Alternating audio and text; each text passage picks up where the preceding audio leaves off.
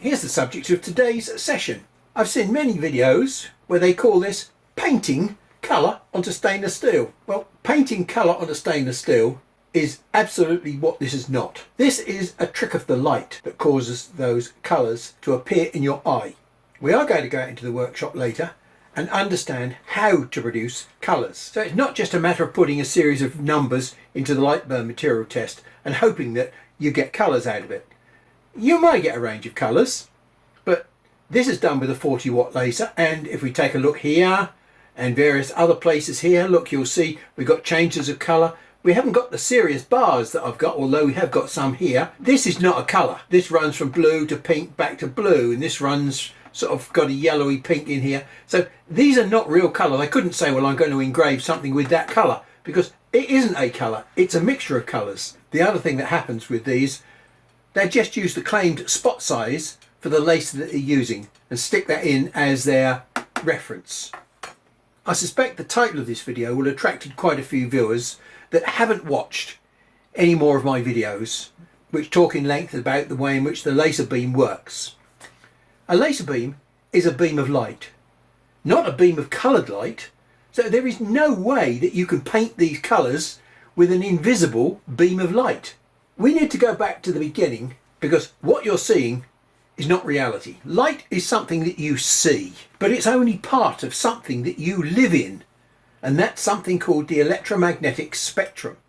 And that electromagnetic spectrum is made up of all sorts of waves, like this, from short waves to long waves, and just a very small part of that spectrum of waves is the bit that we can see as these colours. I mean, we can go a little bit higher than red and we get to infrared, and then we go up higher into this range and we get radar, TV and phone waves. You can't see phone waves, although they're there doing exactly the same thing as your eyes are doing. They're doing it at a different wavelength, which your eyes are not sensitive to. So we've got this little range here which is right in the middle of this spectrum, and that's a light region that we can see. Now remember, these are waves, and you know what waves are because they affect your ears. Sound waves. You can hear frequencies between, say, 20 hertz, 20 cycles a second, and maybe 20,000 cycles a second. But the colour that we can see is actually at a frequency of thousands, millions, billions, trillions, 749 trillion cycles a second. And that's what you can see as blue. And 428 trillion cycles a second is what you perceive as red. You just can't absorb those numbers.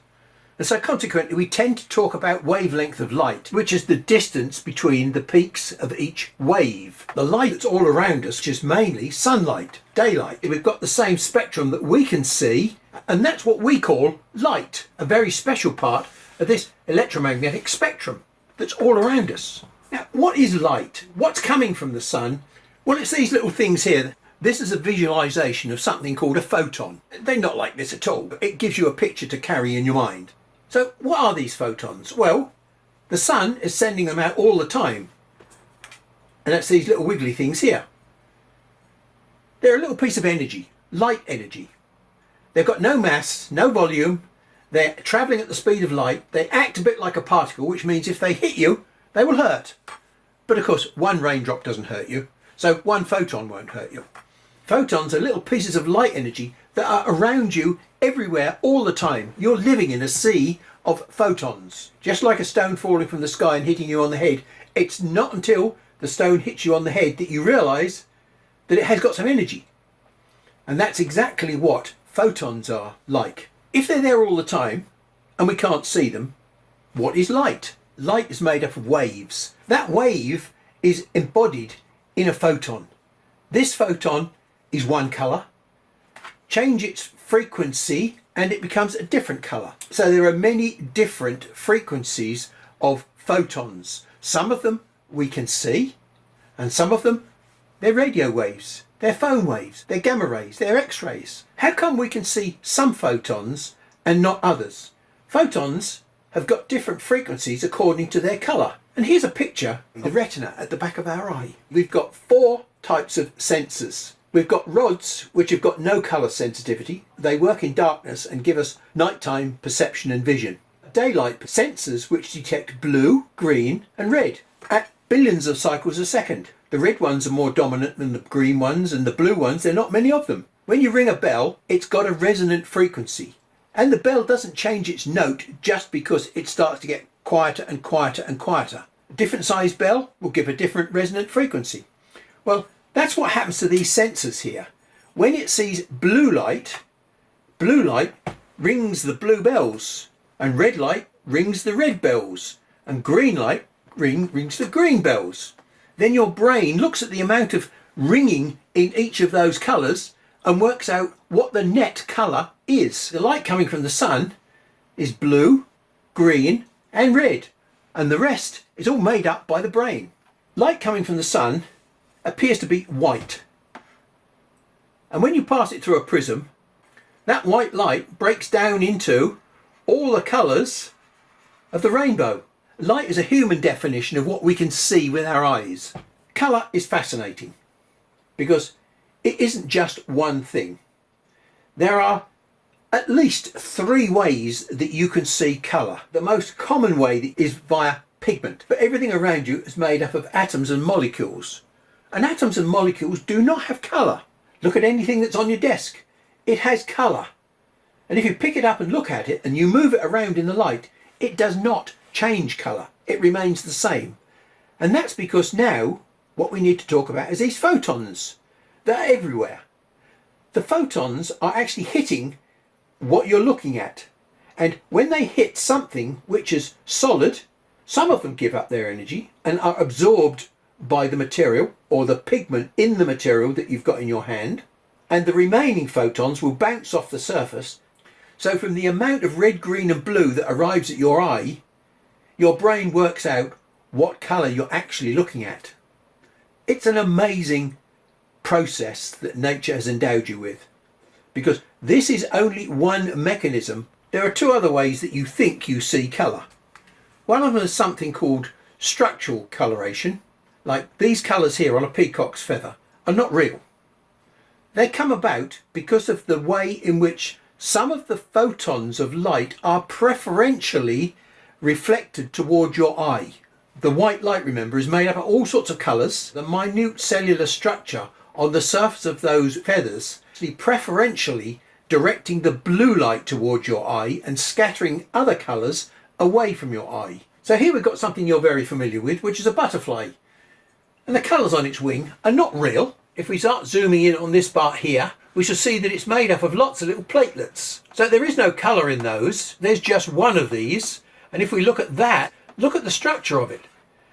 So we're talking about very, very minute molecular structures that are actually reflecting certain parts of the light towards your eye to artificially produce these colours. There is no pigment colour in the wing of a butterfly. It's all a trick of the light. And there's a third mechanism called thin film interference, sometimes iridescence. And here's how it works. Light comes in, hits a surface, and it changes direction. At the same time, that same light ray bounces off the surface and is reflected. This light ray, which passes through the material, whatever that material is, bounces off the bottom surface and then comes out of the surface again, but it's coming out in a different position. And so the frequency and the wavelength will be the same going in and coming out, but when it comes out, that wavelength will interfere with this wavelength because they're out of phase with each other. And so consequently you get just one colour coming out depending on the angle of the light and the way in which you view it. Now, diffraction can show you all of the rainbow colours. Iridescence has got a limited range of colours that it can show you. And that's another example of iridescence, a Pearly effect. Just like a normal vinyl record, that CD has got a circular groove that runs all the way around it from the inside to the outside. But those circular grooves are very, very small. And so consequently, that is what I would class as micro machining. And so what you can see, when the light catches that, different directions the light is hitting we're filtering out different wavelengths of light which arrive at your eye. Here we've got photosynthesis, nature. Look out the window. What do you see? Green. Why do you see green? Because all the leaves, which are solid things and are being hit by photons, the leaves are greedy and they say, I want the blue light and I want the red light. You can have the rubbish. And so what you see is what the plant doesn't want. You see reflected green. That's just an aside to why you always see green when you look at nature. Now before we go into the workshop, let's just take a quick look at one of the colour swatches that I produced on my machine. What we see there is white light that comes through the lens, and that's what I would class as true colour. There's the surface of stainless steel, which you know to be silver, and then we've got all these other colours here which look like blues and browns. It's all like micro crazy paving. Let me illuminate this from one side only. Let's take that away and illuminate it from the other side. Okay, let's put both side lights on, and all of a sudden that looks brilliant, the colour. If I move the lights in and out, you'll see shadows coming in and out. If that was a flat surface, we wouldn't be able to do that with the lights. So there's texture on that surface. We have micro machined that surface. That surface is preferentially selecting some of the light waves to send towards our eye and some away from our eye. And so we're seeing basically false colours. But what you've been looking at is that one there. So it's brown and yellow. There's no blue in that at all. And in the same way, you would say that this is white with just straightforward light above it. Does that look like white? But again, what you'll see is all this micro machining. We've destroyed the surface texture of the material that gives you the impression that you're seeing a mixture of all the light in the rainbow mixed together to create white light. Because white is not a real colour. There is no white light in the rainbow. In the same way that there is no black light in the rainbow. White light is a mixture of all the colours of the rainbow, and when you look at a black surface, all the colours of the rainbow are shining at that black surface and being absorbed by that black surface, so what you see is nothing being reflected off that black surface. It's all being absorbed. So black again is an imaginary colour that your brain creates, in the same way that white is an imaginary colour that your brain creates, because neither of those colours exist in the rainbow. Just to let you know how much you must mistrust your eyes. That's what this is all about. As I said, the science of light is fascinating, and we're only just skirting around the edge of it in my very simple scientific terms. So when I put the side lights on there, well, we haven't got white. You can see the shadows coming in and out. But what we're dealing with is micro machining. Well, here we are in the workshop, and we're going to do a quick demonstration of the three types of colours that we could be looking at today. The first one is thin film interference.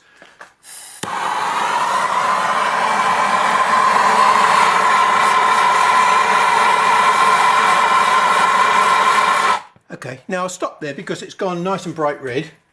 These are thin film interference colours, because first of all you can see that they don't look anything special, but if you catch them in the light right, remember, thin film has to be catching the light right, and look at those marvellous colours there. The thinnest oxide layers are on the outside, and they cause an interference pattern which produces yellow, and as the oxide layer becomes hotter it becomes thicker, and the thicker it becomes, the different colours appear. The shiny surface that's in the background there is still there, essentially, in the colours. So I've not done any micro machining on the surface. The usual method of us seeing colours is what we see here, pigmentation. Look, no matter how I turn this object round, you can always see it black and blue. It doesn't depend upon the light incidence on the surface. And all the colours of the rainbow are hitting that surface with white light, and the only colours that you can see are the rainbow colours that are not absorbed into that surface. Various shades of blue photons are being rejected by that surface and reflected back to you to see. Black is not a real colour. It's an imaginary colour that your brain creates because all the photons are hitting that surface, but none of them are being reflected back at you. There is no black in the rainbow. There is no white in the rainbow. So they're not real colours, they're colours that your brain creates. Everybody seems to think that the colours they produce on stainless steel are pigmentation colours, but they've only got to move them around in the light and they will see that these colours are not really very stable colours at all. If you've been following this series, you'll know that your laser head does not output power. It outputs pulses of energy. So I've got pulses on this head which are 40 watt pulses, and I'm getting 5,000 of those pulses per second. And the damage that I can do to the material with that 40 watts depends on how long I expose the 40 watts to the material. We're exposing at the rate of 5,000 pulses per second. If I'm running at a speed of say 200 millimeters a second, 5,000 pulses divided by 200 means I'm actually going to get 25 pulses per millimeter. Well, 25 pulses per millimeter is not going to do a lot of micro machining. I can't go below 50 millimeters a second because at that point the exposure time becomes sufficiently long for the odd spikes of power to start interfering with my results. So if I run at 50 millimeters a second, I'm going to produce 100 pulses per millimeter, provided the power is 100%. But of course, if the power is only on for 50% of the time, then I'm only going to get 50 pulses per millimeter. So I've got two ways in which I can control the number of pulses per millimeter. One, I can change the power, and two, I can change the speed. And every one of those pulses will be the same. They're 1/5000th of a second long. Now, whether or not we put those pulses on top of each other by having 100 of them very, very close together, or we can spread them out and run faster. We've got all sorts of ways that we're going to be controlling the micro machining possibilities of these pulses. I mean, the people that talk about colour engraving on this machine have got no idea what's going on in the background. By understanding all these factors, I hope we should be able to get some colour, and I don't think there's any predictable formula for defining a colour, because it all depends on the surface damage that we can do with certain types of power and certain types of pulses and certain exposure times and overlap times with line spacing. So let's make a start. We're going to see what we get with 100% power, 40 watts and 300 millimeters a second. Remember, line thickness changes with speed. The faster I run, the thinner my line will get. So it may well be 0.1. I might even be able to get below 0.1 on this hard material. We're going to keep the power the same at 100%, but the intensity focus will change because of speed. 300 millimeters a second, well, we're going to have to try it at roughly 8 millimeters. So the thinner the line, the better chance that we've got of setting ourselves at this strange, you would call it focal point, but it's the coincidence of intensities of 8 beams. I've set the acceleration on this head to a very low acceleration. So at 300 millimeters a second, I expect this to have a fairly large overrun. It will still be doing 300 millimeters a second when it reaches the engraving, but it will take a long time to get to 300 millimeters and a long time to slow down.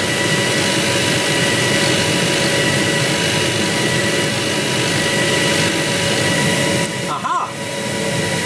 We've had an effect. So even against the sky, I can turn it from gold to black. So there's some micro machining taking place there. So I think we need to go and take a look at that under the microscope to see what we've produced, because this is a step-by-step process. Now, with normal side lights on, we can see the melt pools at the end of each line. If I turn the side lights off, all the reflections off the micro machining will disappear. We're looking at this in very nerdy great detail, but look at line 1. Line 1 has got all sorts of granulation around the outside. The metal's not flowing there. But by the time we get to line 2, we've already got heat which is transferred into this material from line 1. And so line 2 is actually operating at a slightly higher temperature. And you'll see that we haven't got many of these little bubbles, as I call them, on the surface. And we've got a slight change of colour. We're getting slightly lighter. And then here we've got slightly lighter and a few more bubbles. Slightly lighter and a few more bubbles. And then all of a sudden we get our bubbles, bubbles, bubbles, bubbles, bubbles. They're all there. We've got a consistent pattern. So it's taken 3 or 4 lines to heat this material up. That's my maximum magnification, 250 times. Now we can soon check whether or not we've got micro machining here, because remember, micro machining is a textured surface which throws up shadows. So let's put the side light on and let's look what happens as we move the side light around. So we're casting shadows on all these things, but these things here, let's have a look what those are doing. So I'm lighting this from the right. And if I'm lighting that from the right, and I'm getting reflections on the left, that means those are little holes. Here we've got our iridescent or thin film colour. Here I think we've got pigmentation, because we can't change that colour at all. Right on the edge of the beam here, where we've got very, very low power, we've been able to create micro machining. There's a fascinating clue for us, look. The beam travels along this way, and as it travels along this way, it produces pigmentation colour. But on the edge of the beam that it leaves behind, it's not leaving pigmentation colour, look. It's leaving little rings of possibly micro machining. And if I remember back, I think there was about 12 of these per 0.1 of a millimetre. So these are 10 micron steps. I wonder what happens if we put 10 micron steps in this direction. We should be leaving behind a whole pattern of micro machining, just as we are here in the x-axis. Well, we want to do it in the y-axis. Having mentioned this stepping in y, I decided I'd better go and have a look at my stepper drive system, because it's set to 5,000 steps a rev. My drive pulley is about 19 millimeters diameter, which means I'm moving roughly 60 millimeters per revolution.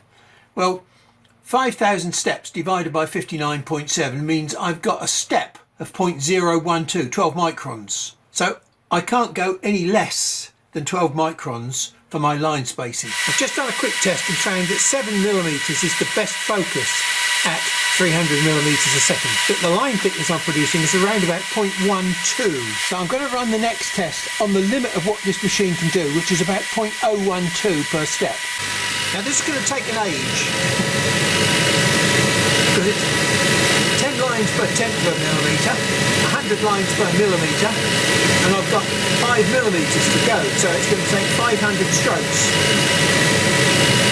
Well, it's a nice spectral brown gold colour, so let's go and look at it under the microscope, see what we produced. There's a sort of a bit of a bluey hue to it. Let's just take a look at it close up at 250 times magnification and see what we've got. And let's turn the side lights off.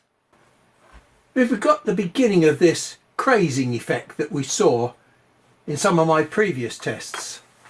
It looks a bit like the boundary between two lines, where here we can see some granulation and some micro machining, and definitely granulation here. You can see the ploughed field effect there that we get when we overlap these lines, but the ploughed field effect is not the same pitch as the lines themselves.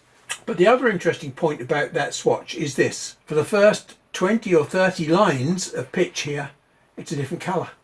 It's taken quite a long time to warm up, and once it gets up to the correct temperature, it produces a uniform colour. So temperature is a very important factor into getting the colour. Because it looked as though this was still far too powerful, I changed the power. Now we look what happens. We've got loads of pulsars on here. Now the PWM has been set to 50%. It's 50% on and 50% off, 50% on, 50% off. Let's have a go at measuring these blobs to see that they are running at the PWM. So that part of the screen from there to there is 0.1 of a millimetre. What we need to do is find the centre point between two dots. So how many dots can I see on the screen? Well, I can see one dot, at least half a dot. Maybe it's 1.6, maybe it's 1.7. You choose a number. Let's say 1.7, shall we? 1.7 dots equals 0.1 millimetres. If we're running at 5,000 dots per second, 5 kilohertz PWM, then we're running also at 300 millimetres a second to produce that pattern. So if we take 5,000 and divide it by 300, what we're finding is we've got 17 dots per millimetre. but the scale that we're looking at is 0.1 millimeters. So if I divide that by 10, we get 1.7 dots per 0.1 millimeter. Exactly what we see on the screen. We don't really want those. Well, we might want them. They might add to the rich texture of colour. Well, at 25% power, we've got some inconsistent burns again. The puzzling thing here is, there's the first line, because the pattern then goes up here. But as you can see, look, these patterns of lines here that are on the raw material are still continuing up here underneath the pattern. And at 12% power, well, you can't see anything except a slight polish mark on the surface of the material. But there you can see the difference in the grain structure between the unpolished material, which was shiny, and the polished material, which is even shinier. Doesn't look that way under the microscope though, does it? So that's what happens when we change the power. So I've got side lights on there. I can't detect any serious change between the height of that looks higher and that looks lower. That's giving quite a nice uniform brown texture. And if we turn the side lights off, so just to show you that, you know, we're not cheating here. The colours are what you'd expect them to be. These are definitely thin film interference because they're the oxide pattern. But what we've got in here is an additional row of heat patterns. But it's only on the first 1 or 2 rows, as you see, and then all of a sudden it stabilises out into a steady pattern. There, we've got micro machining there. So from brown we go to a gold. I've got the overhang of one line as opposed to the other line because I haven't calibrated the reverse scanning offset. Again, not seriously different. So if we zoom in on that, there's nothing on there that says this is going to be gold. And there's our 0.048 or half mil line spacing. So let's move on to 0.06 spacing. Again, we've got gold. That doesn't look anything like the previous gold. The point I'm really making here is there is no pattern to these colours. And what we see with our naked eye is definitely not what we can see under the microscope under a vertical light. So we've got much wider bands here of thin film interference, beginning to get our molten burn back again. So it means that we've still got too much power here at 100%. When we change the line to 0.072, there's the edge of our beam, and the joint of 2 beams is now across the middle of the screen.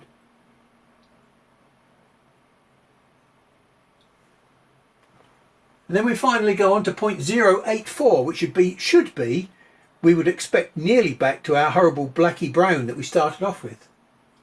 And is it? No, it's nothing like it.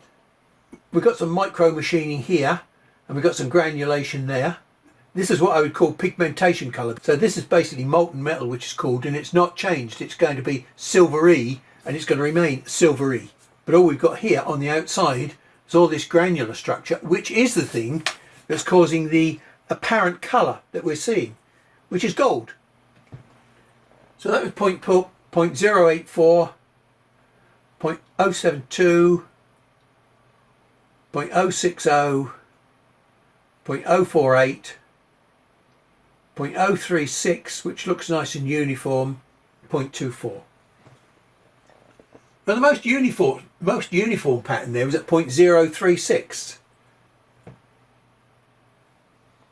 So I think we'll now do a few speed and power tests at 0.036 to see what we get.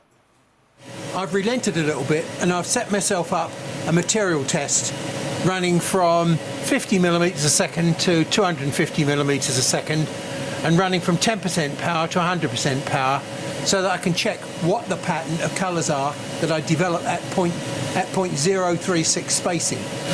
So this allowed me to walk away, make a cup of coffee and come back 20 minutes later and see what things are doing. Well, there we go. There are a few reasonable colours in there, nice positive colours in there, but most of those are polishing down there, and all the rest of those over here are gold, and there's a few along the end there that look as though they could be silver, as opposed to these coppery colours and these definite golds, very pale golds. Now, as I said to you before, gold is a very easy colour to make for some reason or other. They don't look like, oh, you've got to catch them in the light right before you can see the gold. Look, there we go, just there. Look at that yellow and orange between the blue, and watch the blue. The blue doesn't change much, but the yellows turn back to sort of a silvery grey gold. That one there, it looks like a pale green. But you turn it round to the light slightly and all of a sudden it becomes gold, and then black. So these are very untrustworthy colours. The blues are actually pretty good.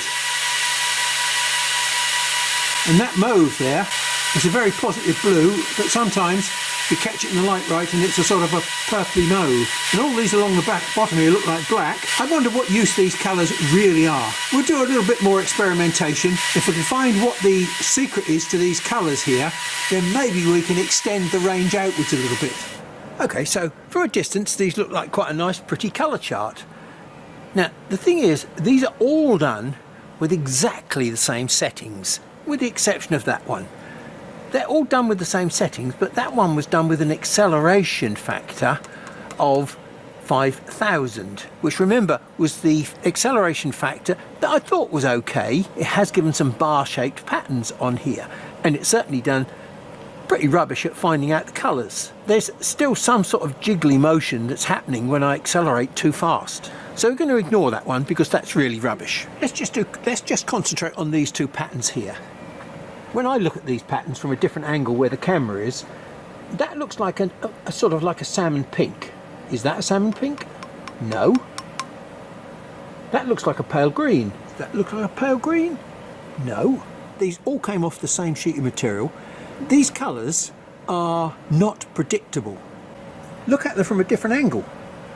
Just start along that top row there. Look, 1, 2, 3, 4. 1, 2, 3, 4. So with a fibre machine, you can run over these patterns again and get different colours. I've done exactly this same pattern, but with crosshatch, and look what's happened. It's rubbish. Total rubbish, all the same. Now, your machines won't go this high, up to 400 millimetres a second, okay? And you certainly can't probably get down to these intervals, 0.012, 0.24, 0.03. But I found that from up in this range here, that I probably should go up into this region above it to try and find if there's colours up in this region, which is what I did. And they look really nice. Sort of dull sunlight, wintry sunlight. When you remove the white light, all the colour disappears. It needs rainbow light to see these, and you've got to see the light at the right angle to catch the colours. So these colours are a bit like nailing a smoke ring to the wall. They're nearly impossible to find. Yes, they're there, but what use are they? Oh, look at that lovely pink that I can see there now. Let's just turn it round, keep my finger on it and see what we can see. Pink. So based on some of the nice colours that I saw on this chart, I decided I'd do a real test. A very pale green. I've chosen 250, which is a sort of a pinky colour. 275, which is a blue. So I've got pale shades of green, pink and blue. Well, there's the answer to your question. Pink, green, blue. This should be a pinky salmon red on the outside, and that should be the pale green on the inside, and that should be the blue in the middle there. I think you can see I failed, despite choosing the correct parameters for the colour. So everywhere I look on this technology, it's not predictable and it's not really useful other than for playing with. And I've certainly given it enough time playing with it to try and understand if there's anything useful. So yes, this technology is nothing more than a demonstration gimmick. It's not of any real use at all. And here we are in LED light, and those colours are different, and they almost disappear if you catch them in the wrong light. Now, although I've stepped up through 5, 10, 20 and 40 watt lasers, I was very hopeful that at 40 watts this diode laser could be made to support my daily CO2 machine applications. I haven't found such an application, which is very, very disappointing for me. Yes, I appear to have wasted £500, but on the other hand, I've learned a great deal of low frequency laser technology that I didn't have previously. So £500 wasn't wasted. Although there are a few other things that I will try, I already know before I get to the Norton white tile method or engraving on slate that the resolution that I should be able to get is going to be very, very low. Why? The high power that's been achieved for this laser has been at the expense of spot size, and small spot size is the key to quality photo engraving on either of those materials that I'm going to try. So I'm extremely cautious about any success that I might achieve in the next 2 or 3 sessions. But we'll push on with them anyway before I conclude the series. So thank you very much for your time today, and I hope that what I've done has proved to you that you shouldn't waste your time on colour engraving on stainless steel. It's nothing more than a gimmick, and it's not predictable or usable.